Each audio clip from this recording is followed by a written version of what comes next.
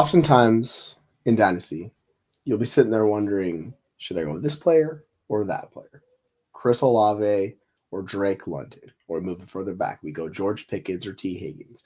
We get in these situations where people are so player based with their takes, and oftentimes that's a mistake because theoretically, what you're looking at is individual players you're zooming in, and what you want to build with roster construction is not that. You want to build the best roster overall with making plus bets after plus bets after plus bets. So what I'm here to break down with you is why the overall player evaluation in a given season can matter, but in the long-term dynasty, it's not the bread and butter we want to focus on. So tonight on the first episode of Fantasy Lowdown, I want to focus on how these bets that we're making, if we could zoom out a little bit and not so focus on the individual players, how we can get better at dynasty. So stay tuned as we talk about that next on the Fantasy Lowdown.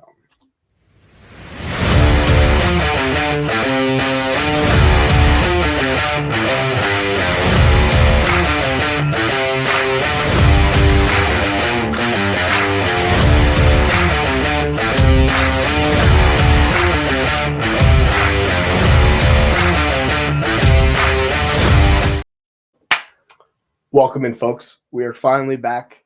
It's been a long, winding road, but we are finally back. Last year, we were the league winners. This year, we're on our own individual platform, the FFU, baby, the Fantasy Football Universe. Go check out all of our content on the fantasyfootballuniverse.com. You can follow us down below as it scrolls across your screen right there.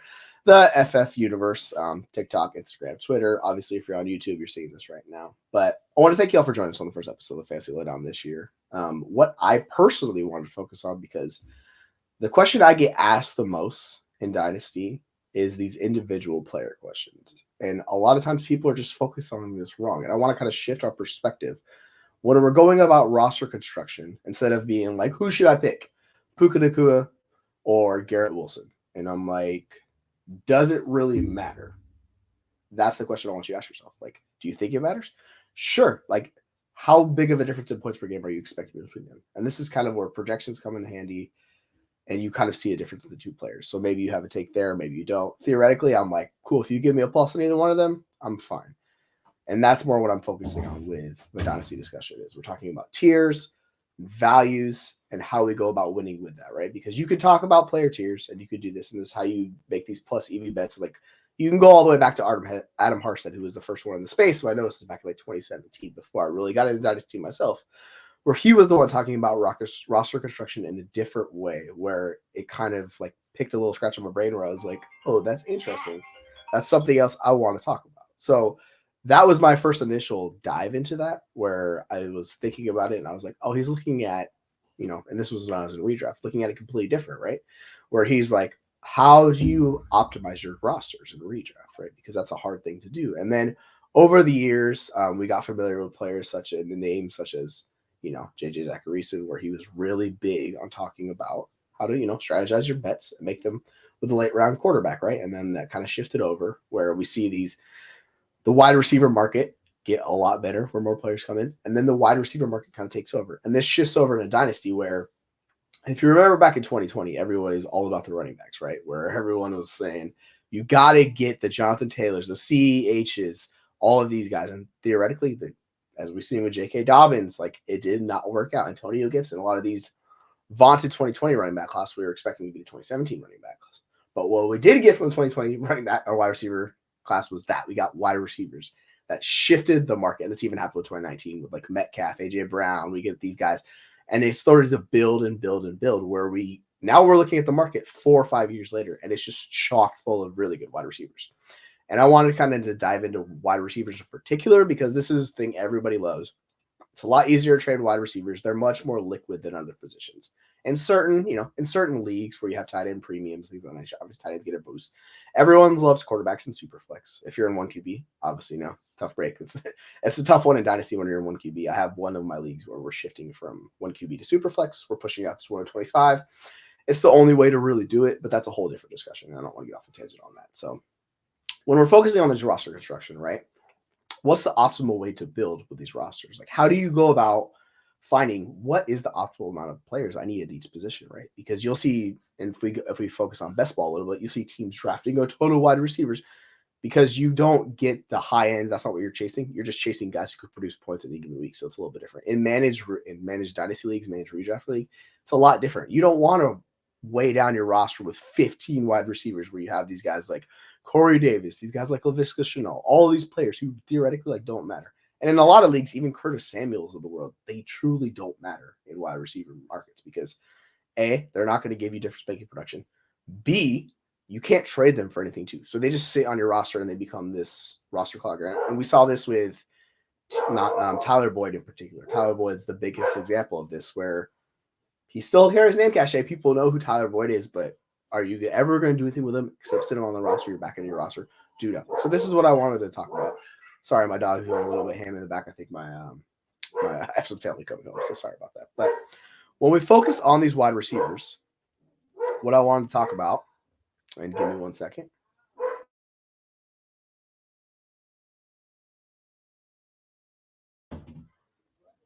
What I wanted to focus on was with these wide receivers is giving you the ideal way of rostering. So let's go to our standard 12 team. We're just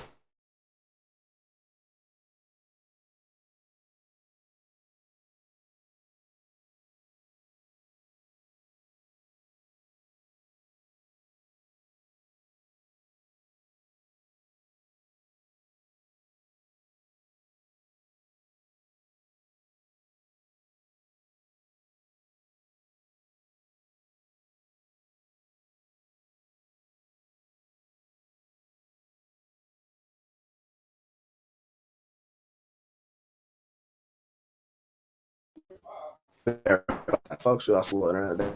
But like we're in 12, 11. It gives you 100, 130. So we have that, right? So those you decide to go to wide receiver. Best way to look is starting 3 wide receivers. Do that across, right? So that's the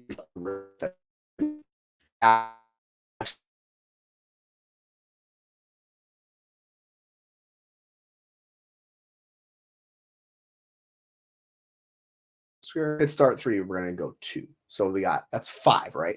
So if we do the math on that with me, right? You do 5 times 12, you get the amount of wide receivers that everybody's starting.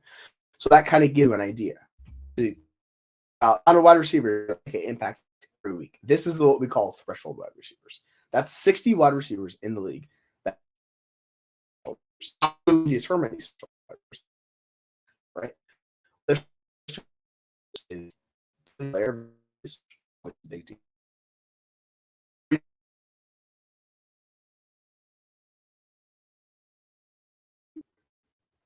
So sorry about that. This is what we call guys that make an impact, right? So if you want to go to Dynasty, we'll look at the Dynasty list. They're actually talk.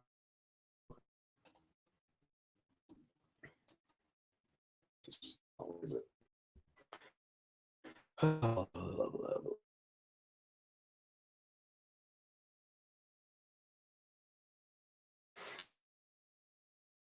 We have. I went to Dynasty Data Lab, which is one of my favorite websites. You can go to Dynasty Data as the destination. Debbie got a great job. But I'm just going to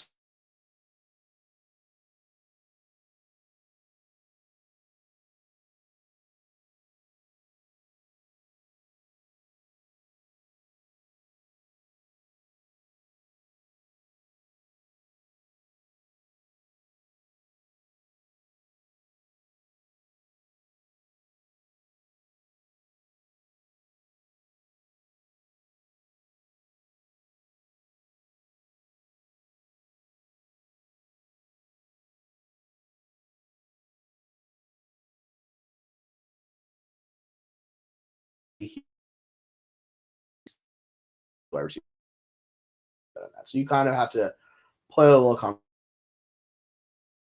So there's 60 Davis. They're not going to make the cut. As fun as it is with some of these guys, Samuel, Mike Williams, Luke McCaffrey, a lot of these receivers are just not going to do anything. Because this is how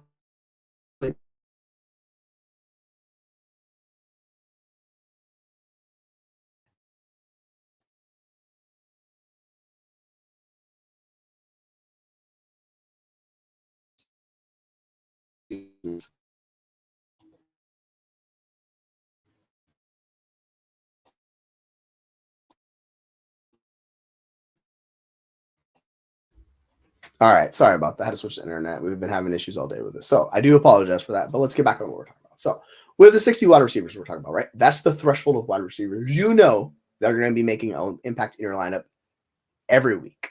Now, when you get to these guys that are below it, like we go down a little bit further on the list, we get into the fun stuff. We get into the Rondale Moore, Jonathan Mingo, the Malik Washington. These guys don't matter. Tyler Boyd, they don't matter. So if you can flip these guys for anything or add them into deals, this is what you want to do because they're never going to make it into your lineup. These are what we call roster cloggers, right? So once you have an idea of what the threshold wide receiver is, now if you want to get a little leeway on each side of it, say you like a guy and you're really bullish on them and he's 62 or he's 68, like I'm fine with that. But you don't have to hard cut it off, but that's like kind of your guideline for cutting it off because there's going to be guys that ebb and flow each week. Some guys' roles change. Maybe Luke McCaffrey takes a step forward. He takes over that wide receiver 2 position over Jahan Dotson, who, by the way, if you can get out of Jahan Dotson, I would highly recommend that. You make that bet and you move on, right? So like it's going to ebb and flow, but the more like EV bets you can make into these better premium players when you go up the board, not talking like we start moving up and we get into the wide receiver 30s. When we get comfortable guys we're starting, we get Cooper Kupps, we get Terry McLaurin. These guys are all starting level caliber wide receivers. Now they're not difference making, and this is when we get into like the 10-team start 10 leagues and stuff like that. You really want to consolidate those bets with these wide receivers, right? Because that's even less of an advantage. These we get down to like the Ricky Pearsalls, the Chris Godwins. These guys might not even be starting for you in the format. So obviously, format is very important. But under the format of the start 11, 12-team rosters, that gives you an idea of what you're looking for.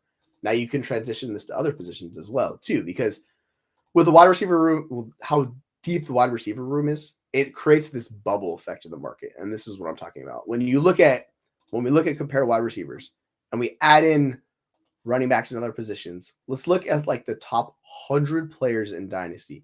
Do you see how many are wide receivers? So you do basically, you just do the math in your head. You go to the calculator if you can't do it, right? You do 100 divided by 12. You get your right. So basically, it's the top 8 rounds. So we have 38 wide receivers who are top 100 picks or more.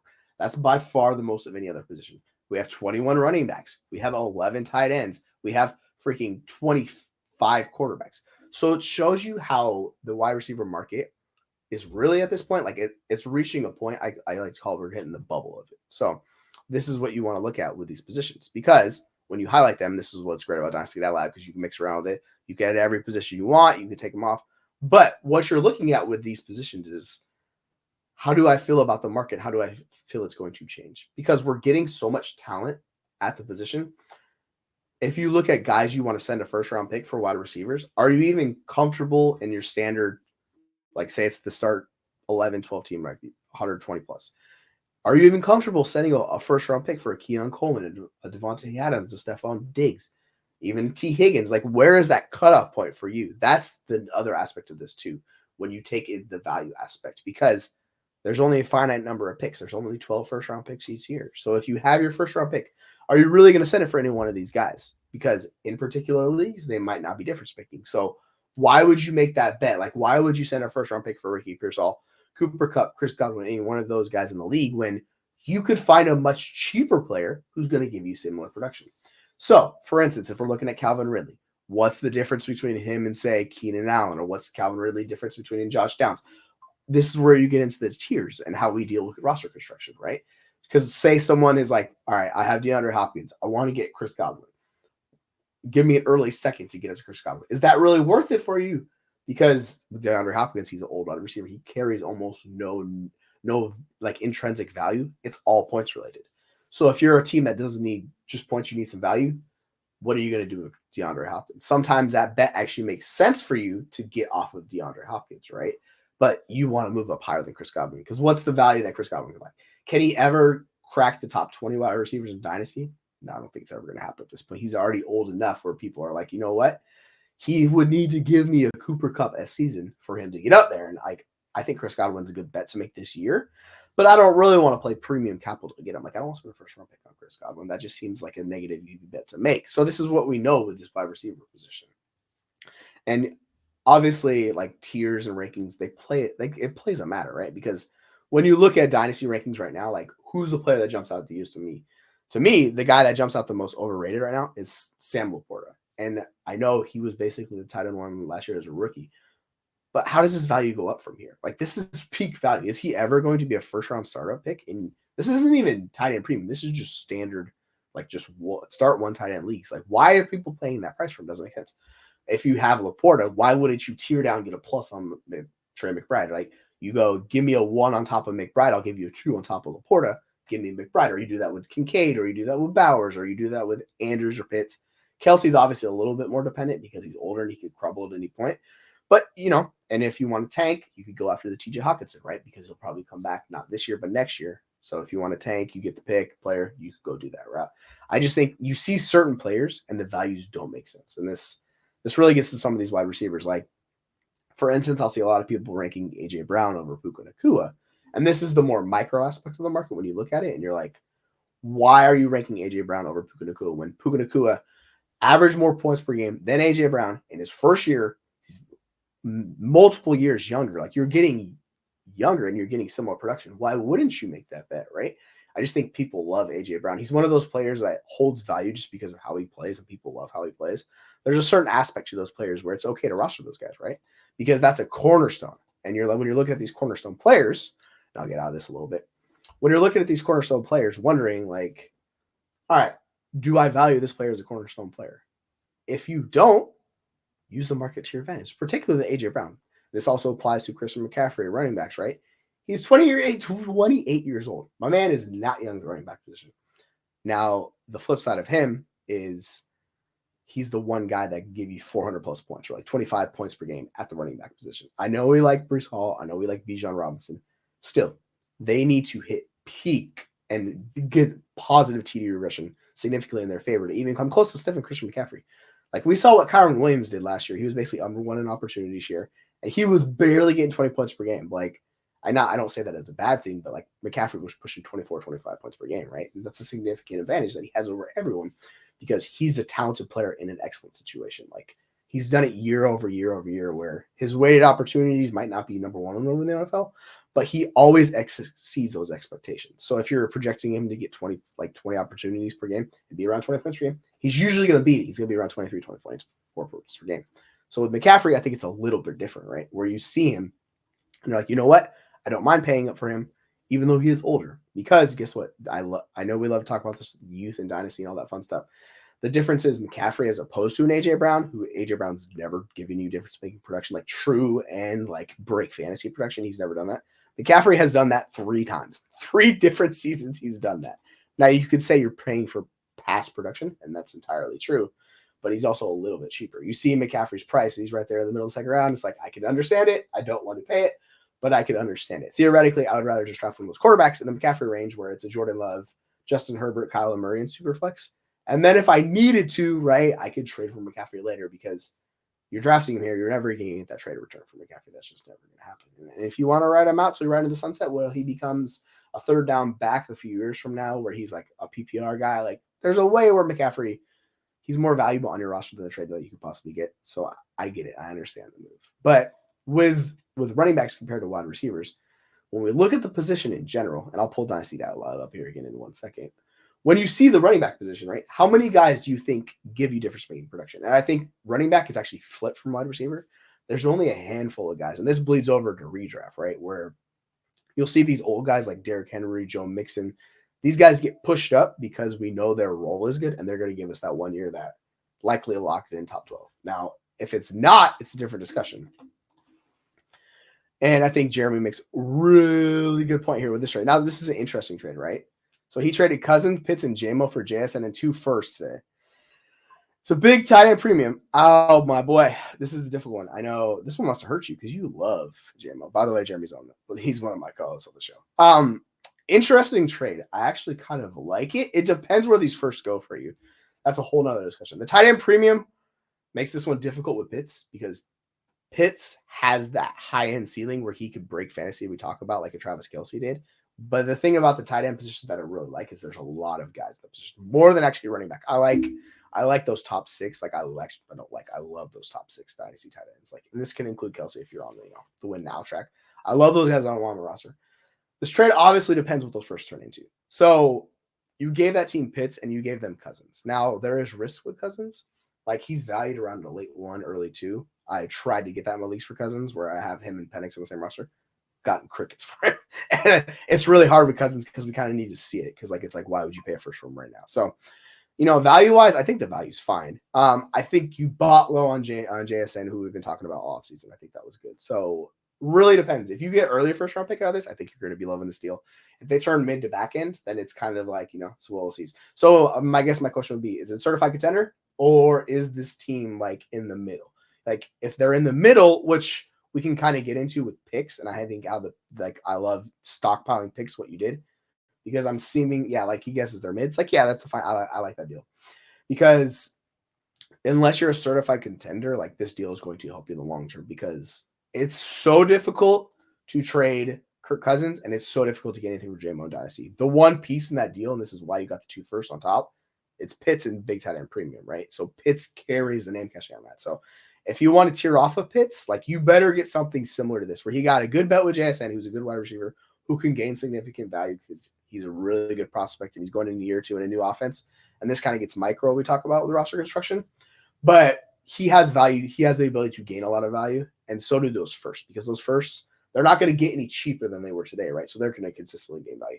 So how this deal, the other team wins this deal is if Pitts hits big and Pitts and Cousins are tied together. So basically if Cousins does good, Pitts likely does good. And they if they push towards a championship because of that, that's how they win that deal. But it's a risky bet to make because I'm assuming this team needed a tight end because they paid up for that. And they also probably needed a quarterback because they included Cousins, because otherwise I don't see why you're getting the old Cousins. Like he's 36, he's not young, right? So this team is trying to contend, and I would, without seeing the roster, I would say they're like the paper tiger, where they think they're good, but they're more than like a couple injuries away, and it evaporates, and all of a sudden it can go backwards where you trade those first, and you're like, man, like what happened to my roster? This team is bottom 4. It's like, and that can happen sometimes when you make these bets. We're still got like 3 months till the season starts. Like we're not quite there. Like we're a little bit earlier than that. But like we still got a long way to go. So anyone, and maybe the picks are 2025 or 2026. If there's still like rookie drafts happening and the rookie draft is this year, like I like that bet a lot. But even if it's 2025, like you just sit on those picks and they'll gain value. Now we get into February next year, people are gonna come calling for those picks, right? Or if Jeremy's a contender, like his team is still good enough to contend, he could use one of those first to push in and go for a championship himself, right? So this value bet works out well for him. And this is kind of the thing with Dynasty that I think a lot of people struggle with, where they'll make a bet similar to what that guy made, where they traded for Kirk Cousins, they traded for Jameson Williams. I hate to break it to anybody who's a Jameson Williams fan. How does Jameson Williams become anything like for Dynasty? Like how does he gain value where even if he's the number 2 wide receiver on the offense, is he going to be above Laporta? Is he going to be above Gibbs? Like that's 4 people that you're competing with there as well, just straight off the rip. And there's also David Montgomery. Like JMO is the guy that you sell because he's just going to be a guy that's just going to tantalize you with his speed, and he'll catch a 40-yard touchdown pass occasionally. But this is exactly what I'm talking about. JMO's never going to be a threshold wide receiver. Like I will stake my claim on that one. And I think I love JMO coming out. He was my wide receiver 3 in that class, but it has not worked out, and it's likely not going to work out. And they have the target hog with Amon-Ra. They have one of the best young tight ends in the NFL and one of the best young running backs in the NFL. It's so almost impossible. Now, on the flip side, Jared Goff in that offense, they have like 9 games in the dome this year, looking really well. But this is what we talk about, right? So it's about knowing your league, stockpiling, not just like good bets, also the picks. And this is where the picks come in, right? If you can, like we talk about consolidating a lot, if you have a ton of these players, and we talked about, like, I'll pull up the Dynasty Lab again here, looking at these wide receivers, right? Let me actually fix this because this is actually bothering me. Sorry about that, folks. Let's go here. There we go. All right. Now, when we're looking at these guys again, right, and you're talking about making these bets, how far down? Like, say if you had Troy Franklin, say you had add him to DeAndre Hopkins. If you can tier those guys up significantly, if that can get you, like a Devontae Adams, Jayden Reed, like you do that bet because that gives you a significant bet. I know people like Troy Franklin, but man, he's such a risky bet. He's 4th round wide receivers just don't hit. If you want to treat him as the next Amon-Ra St. Brown, go for it. You're more than likely wrong. I put out a tweet earlier in the offseason where I was talking about 4th round wide receivers. There's been 2. It's been Amon-Ra St. Brown and Jamison Crowder, the 2 guys that have done pretty much anything out of the 4th round the last decade. It is a trap bet, my friends. Now, The best thing about these guys is even if Troy Franklin does hits, he's not going to be expensive to buy early in the season, right? Because people still question him. So it's like you could always buy this guy back in, but if you're going to value them now at that price, you just get out and you accumulate into a better bet for a guy who gives you difference making production, or you turn it into picks. Like this is what we talk about. And this is what I mean by like tearing down or tearing up. When you're tearing up, if you're tearing up, you need to make the bet that fits your team specifically. And if we're talking about wide receivers, these are the Khalil Shakirs, the Jacoby Myers. It's going to be a lot tougher this year because they have a really good tight end in Brock Bowers who's going to play the slot. Jacoby Myers, Gabriel Davis, Romeo Doubs. As much as I love Tyler Lockett, he's not the guy I really want anymore. Marvin Mims, Luke McCaffrey. Do you see how you can go down and talk yourself? And I like Jalen McMillan. I think he's fine as a third round bet, but I'm not going to value him more than that because he's still the wide receiver 3 for this year. If he gets lucky and they move on for Chris Godwin, he becomes a wide receiver 2. I think there's upside attached to him because I think he's a good wide receiver. But if I can move him into a second round pick, immediately I'm doing that. Like this gets Treylon Burks. You go down to Brandon Cooks. You could keep going down and going down. Adam Thielen, he was wide receiver 17 last year. You could talk yourself into all of these guys. Now, this is where the value and production thing comes in. Like you have Greg Dortch. People are hyping up Greg Dortch. Can you move Greg Dortch for anything, right? You do this and you not only do that with picks, but you consolidate all of those guys in these bets, right? This is how you make your team safer in the long term. You remove the risk. If you're getting it into a better bet or a plus EV bet, that's how you succeed in Dynasty. So a lot of times it takes sending out. You don't be reactive. You be like progressive with these trade offers, right? You send it out to the entire league. And a lot of people will be like, well, I don't like Devontae Adams. I'm like, then find a similar value player that's a similar bet. So you go up to where Devontae Adams is about. Maybe you like Jayden Reed. Maybe you like Rashee Rice. It doesn't really matter. If you're seeing similar production and you go for the younger guy, I think George Pickens is a fun bet to make this year, right? Jordan Addison. People don't like Jordan Addison. I think you can get him for a lot cheaper, right? Like he's valued at wide receiver 25. I think he's more than realistically his trade range is in this Deontay Johnson, like Marquise Brown. People are not really a fan of Jordan Addison because his routes, like his per route metrics and stuff were not great. He was touchdown dependent. But I saw something Peter Howard did where he said that touchdown, it was actually like his usage. It actually made sense. Like he's not going to regress specifically. If he has that same role, which he may or may not, the touchdowns will still be there because certain guys can produce touchdowns. That's kind of is what it is. But this is what I want people to focus on, where you make smarter bets. Because I'll have people asking me, like for instance, I'll talk about quarterbacks for a second. Someone was messaging me today. They're talking about these elite quarterbacks. Now, particularly me, I'm not in on CJ Stroud at QB3. I think that's overvalued. He's another guy, and that's why he was part of the graphic. Him and Sam Laporta. I think CJ Stroud is a very similar bet to Joe Burrow. He's a very similar bet to Caleb Williams. He's a very similar bet to Justin Herbert and Jordan Love. So if I could take CJ Stroud and I could tear down to like, I love Kyler Murray. Like he's my favorite in this range. But Jordan Love, Justin Herbert, whoever in your league will give you something substantial on top where they can give you a guy that will impact your lineup. Like if they gave you George Pickens, like I'd be like, all right, let's do this deal. You know what I'm saying? A player like that. It doesn't have to be a first round pick. It could be a player that's liquid that you view similar to that bet. Obviously, the picks are better because they hold the floor of a pick is so much higher than a player. Players, we've seen them all the time. Like before Drake London, before this last year, he was trending down to wide receiver 30 in Dynasty. What happens? They sign Kirk Cousins. He finally shoots up. But if they didn't sign Kirk Cousins, Drake London's going to be down in this range with these Mike Evans and these guys. That's how we view in Dynasty. So right now, Rashee Rice, people are really out on Rashee Rice. He could be the best player on the Chiefs offense. Now, theoretically, I think it's Hollywood Brown. Hollywood Brown is also the cheapest of these guys. So right here, Marquise Brown. He's wide receiver 47 in Dynasty. Is he a better bet than Christian Kirk? I think he is. Can you get him for cheaper? I think you can as well. So that's a player I target, right? So you kind of do these bets. Same thing with Deontay Johnson. He's going to be the wide receiver 1 for the Carolina Panthers. And people will tell you, they'll be like, hey, it's a terrible offense. And I'm like, I don't care. Is he going to get absolutely peppered with targets? I like guys getting peppered with targets. He's got minimal competition in that offense. We've already seen him throughout his career in Pittsburgh dealing with some god-awful quarterback play.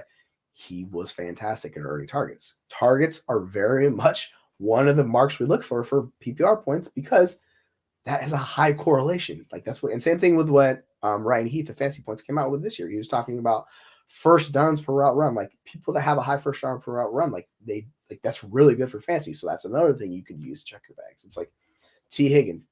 My point with this is we need to stop being so player specific with these guys because we're really bad at predicting situations year in and year out. People will talk about Christian Kirk. They'll talk about Terry McLaurin. They'll talk about Cooper Kupp. They'll talk about Stephon Diggs. Now, can you tell me who's going to be the wide receiver 1 out of those guys? I don't think it's going to be Stephon Diggs. But would it shock me? No.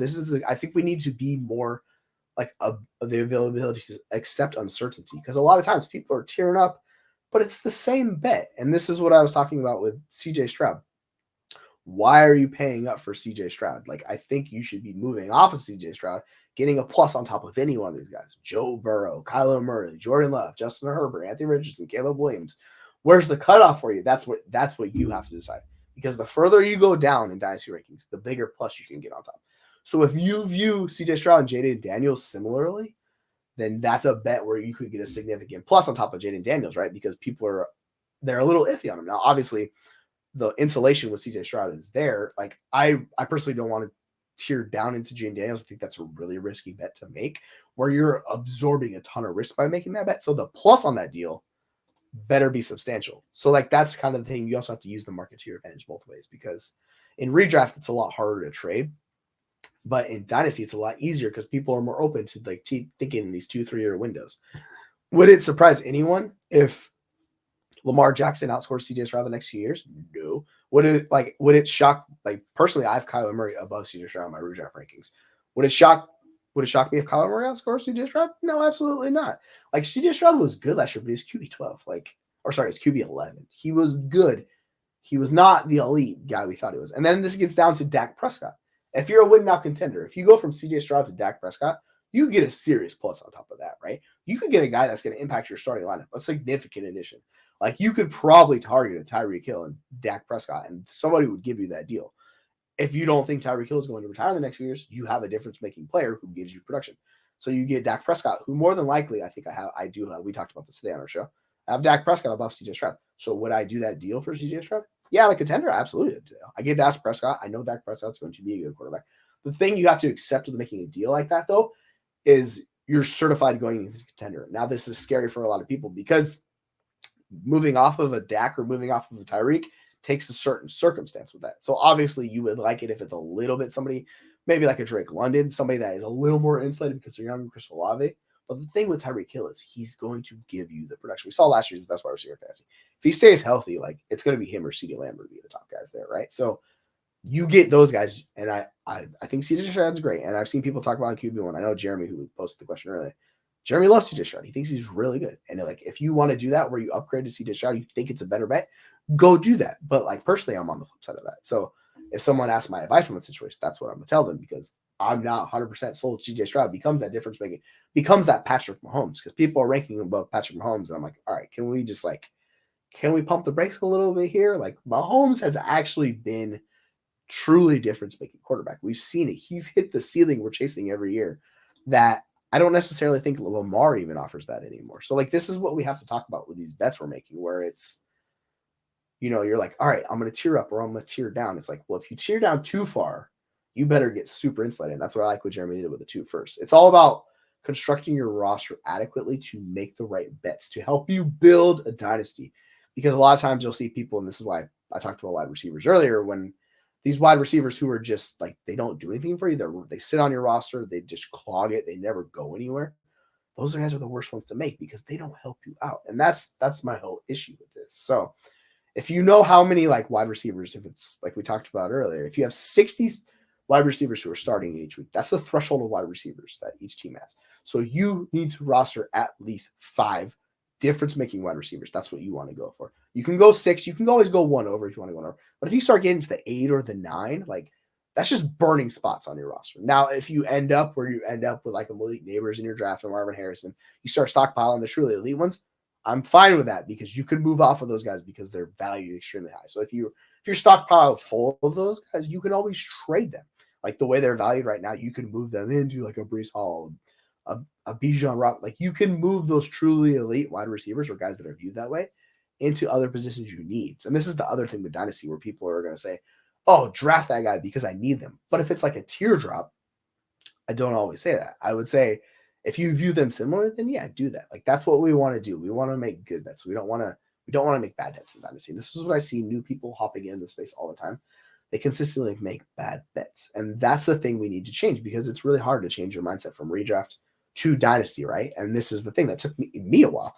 I remember one of the first things I did in one of my second Dynasty league, this was back in 2020 when I first was in this space, I traded AJ Brown for a first and Josh Kelly. Now I was convinced, and I was using a trade calculator because it told me the first is equivalent to AJ Brown, and I got Josh Kelly, who I thought could possibly be a starting running back. The thing I didn't realize is I was taking on a ton of risks with that bet because there was no assurance Josh Kelly was starting running back. Like I was assuming he was, and that was the problem with that bet. On top of that, the first I used for Keenan Allen, like I used not that first because I kept that first. I traded like a later first for Keenan Allen. So like it basically was Keenan Allen, Josh Kelly. Obviously, Keenan Allen has given me better production like over the course of the span. Like he's been a better impact on my roster, but still, the whole aspect of Dynasty is the value game. The value game, I got crushed on that deal because AJ Brown's consistently been viewed as a top 5 wide receiver since then. Now, this is the first year he's kind of creeping outside of it because he's getting a little bit older, and people are starting to realize like he's never going to be the wide receiver 1 attached in that situation with Jalen Hurts because he has a ton of competition and he has a rushing quarterback, and they just don't pass it enough for AJ Brown to get the targets he needs. If you're telling me AJ Brown's going to give me 180 targets, hell yeah, wide receiver 1 all day. Problem is he's never going to get that, right? So this is the thing where you view players and you kind of see kind of like the dynasty markets kind of erode on them as they start to age out because AJ Brown is getting a little bit older. He's starting to age out of his prime. He's still in his prime. He's got a couple years left, but like it's starting to happen where people already consider him old, even though he's like approaching 27. It's like he's not old, but in dynasty mindset, he's old. So this is the thing you have to think of with these guys, right? So if, like I said earlier, like a little bit ago, where I was saying if you can move AJ Brown into Puka Nacua, like I'm happily making that bet because I view them similarly. I think I have them back to back American, and Puka is multiple years younger. And the thing is, people are still uncertain because Puka only did it once. He wasn't a round 1 wide receiver because if Puka Nacua is a round 1 wide receiver, he'd be the wide receiver 1 in Dynasty because he just smashed last year, right? But because he has that uncertainty, similar to an Amon-Ra St. Brown, people are discounting into. We saw it with year 2 with Amon-Ra St. Brown. That's where he took the jump. The difference is people are already like baking that into Puka Nacua's cost, so it's a little bit different. But he's still like I would still happily pay the price for Puka Nacua. I picked him up in startups this year. I've traded for him. Like he's still a guy you can get. If he had round 1 draft capital time, he would be unattainable. He would be in the CeeDee Lamb, the Jamar Chase, the Jefferson range. Like he's not there. He's clearly valued below those guys, and that's the dynasty market. You kind of got to take that when you're making your bets. So this is what I wanted to hit on in this episode of the Fantasy Lowdown. I kind of wanted to talk about how we're going about roster construction, how we're making our bets, how we're optimizing our rosters. And I went off the handles a little bit, but by the way, that's just kind of what we do on this show. I kind of fly by the seat of my pants a little bit, but it's all about knowing how many starting guys are going to be in at that position, running backs, wide receivers, tight ends, quarterbacks, how many bets to make about that. The other aspect of it is the dynasty game. So like our quarterbacks, then it's super market and it's quarterback. Are they going to hold the value like they always do? They do. They're easy guys to just hold on your roster. Now there's certain ones where it was last year with Aiden O'Connell or Clayton Tune, these rookies who were playing for a bit of time. You knew the bet you were making drafting those guys. You were hoping to flip them for a 3rd round pick or include them in to get up into a 2nd round pick as soon as they were starting. And luckily for a lot of teams last year, there were a ton of injuries like Joe Burrow. We had issues with like Anthony Richardson. A lot of quarterbacks went down last year. So that actually worked out for a lot of guys. Like you were able to trade those guys away if you picked them up off waivers, whatever it is. With some of these running backs in these uncertain situations, like we have, I know we kind of hate on the running back class, but I'm just going to kind of wax poetic on it for a little bit. We have the Kamani Vidal. We have the Marshawn Lloyd. We have Jonathan Brooks. We have a lot of these young rookie running backs that people are saying it's a bad class. But if you look at it, theoretically, the rookies, like there's a lot of guys that can make an impact in year 1. And I just think because people have the ACL issues with Jonathan Brooks, they don't think he's truly an elite player. I think he can actually give you the elite difference-making production. I think he's the one running back in this class that can. But like we have Trey Benson, people talk about, they're assuming he's possibly going to take over for James Conner, or he's going to chip in that role this year. So there's a lot of running backs actually this year before we get to the 2025 class, the class everybody's head over heels above. These guys can actually make bets and be starting caliber players on your roster. So there were solid bets to make this year. And I know we were kind of iffy on them, but even like a Ray Davis with Buffalo, like these guys that went later, there's Isaac Guerendos of the world. I know I talked about him out of it all. There's also Tyrone Tracy with the Giants. There's a ton of running backs who these are the bets of guys that you just stockpile because if they're chipping into actually starting caliber role, or if they're actually starting on their teams themselves, you could have flipped them for a profit. Or if you want to ride out their production on a contender, you do that. So it's all about making these smart bets, because I saw in our rookie rankings, a lot of people were taking they were taking Jalen McMillan, they were taking Luke McCaffrey's of the world. And I'm like, Why are we taking these guys in the third round? I get it. Like, I like Jalen McMillan. I think he's a fine bet in the third round. I actually think he's one of the better bets you can make in the third round. But if I'm getting a shot at a Kamani Vidal, or if I'm getting a shot at a Tyrone Tracy, who I think can actually give you some production throughout the season, like, I'm fine taking those guys above them. You just have to know the bet you're making. Is it a riskier bet? Yeah, because like they could be dust and crumble into next year be basically nothing. Where these wide receivers who they can actually, they can be valuable for longer. But with these wide receivers, what's the odds they're not a roster clogger? That's the whole thing. Because I like those wide receivers late, but if they're not going to ever get above the threshold, and if the threshold is wide receiver 60 in this deeper league, if we get into the start 10 team league, and you're talking about basically 36 wide receivers that are the threshold, yeah, it's a bad bet to make, because how do those guys ever get into that? So this is about also knowing your league settings and optimizing your roster correctly. So looking at that and looking how the running back market is, like we talked about, there was only 21 running backs inside the top 100 picks, right? As opposed to wide receivers, 36. It shows you that it's much easier for a running back to jump into that range of players where it's like those are starting caliber running backs, right? So, and like the bet's not going to cost as much because people are down on running backs in general. We're so wide receiver pilled right now. Like, we just love wide receivers. But you see in Dynasty, like, teams are starting to feature the running backs more. They're kind of shifting away from the wide receivers. Obviously, there's a ton of the elite wide receivers, but once you get outside the truly, like, how many elite wide receivers are there? Like, I love Rome Odunze. I think he's an elite prospect, but is he going to give you elite production in year one? Probably not. What about DK Metcalf or Tank Dell or T Higgins? There's the high end wide receivers. And really, once we get past and like Dynasty, once we get into the Ayuk, the Waddle, the Nico Collins, I think Nico Collins is fantastic. He's the best one of those guys. But even him, I think it's really hard for them to jump into the top 5, particularly because the competition aspect for all of those guys. Like, we've seen Ayuk, he's never gotten over 105 targets in a season. Waddle, same situation. He's buried behind Tyreek Hill. You can do this with Devontae Smith. Michael Pittman has Anthony Richardson. They added A.D. Mitchell. They have Jonathan Taylor. Like, how many targets is he going to get? Is he going to get targets when he's got last year? No. So when we look at these wide receivers, I really want to see people either moving up out of that middling, like from wide receiver 12 to like wide receiver 30. There's a bunch of guys, like, you have to find the guys that you think could jump up above that, because it's hard to find those guys. Now, if you think you can find it, make that bet on that guy. But I want to tear up from that. Now, Rome Odunze, I have higher. Like, I'm significantly higher on him. I think he's going to be pushing for the wide receiver 1 job this year in Chicago, because I just think he's better than Keenan Allen, and I think he's a way better prospect than DJ Moore, and I think he can make a bigger impact. But even with the competition, like, I think he will play on 2 wide receiver sets. I think he will do all that. But that's what I believe. If you don't believe that, why are you paying that price for him, right? You should go get Brock Bowers, because Brock Bowers can be a guy straight out of the gate that can give you that production. And we do this same thing with Jonathan Brooks. Like, this is why I was very comfortable taking him in the late first round, where people talk about taking him 108. And I'm like, you know what? Well, like, I get it. If you don't think Drake May and like basically start 10 team leagues of Drake May or Michael Penix or Bo Nix or any one of these guys is really going to ever give you basically being above the threshold of like an impactful quarterback, then yeah, go get the running back. And I think a lot of times we get so stuck in rankings, in overall rankings, we don't focus on individual leagues. So you guys know your leagues better than anyone else and how the leagues are shaped and the settings for it. So you should be able to orchestrate your rosters the best way with that, by knowing your rosters. Obviously, when you ask generalized questions for us as analysts, we're going to give you generalized answers. Now, if you give us the roster construction, the teams, the starting spots for each position, I can give you a much better answer. So I will say, for future advice, if anybody asks me a question about that, let me know your league settings, the scoring, the roster. I could be like, all right, cool. This guy's actually, it's a better bet to make for him, because there's a chance he jumps into that threshold of running backs, or that threshold of wide receivers, that threshold of quarterbacks, right? This is all like, and I get quarterbacks are the king, but and a lot of times in start 10 leagues, like, they're not really the king, because everyone has quarterbacks that are really, really good. That's 10 teams with 2 guys minimum, right? That's 20 quarterbacks off the rip. That's a lot of good quarterbacks. Some teams will likely have more than that. So that's the thing, right? So if you're talking about, oh yeah, I got Drake May at the 108, it's like, all right, is he ever going to be a guy that's difference making for you? Particularly if you have like a Lamar and you have another guy who's going to make difference making production for you. Like, if you have Dak on that roster, right? How the hell is Drake May ever going to do that? Now, I was in that position with a team where I took Drake May, but also had a little bit older quarterbacks who were starting to age out. So like that one made sense. But overall, like, do you see what I'm saying with this?